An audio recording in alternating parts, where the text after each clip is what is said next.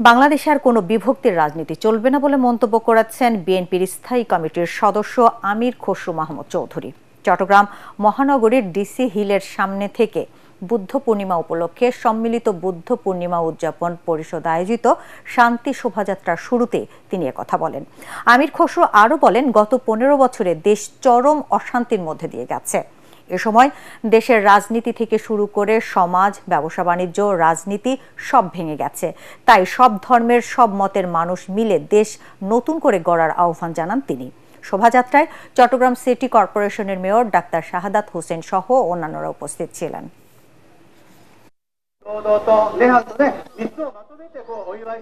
বাংলাদেশে কোন সংখ্যাগরিষ্ঠ রাজত্ব হবে না।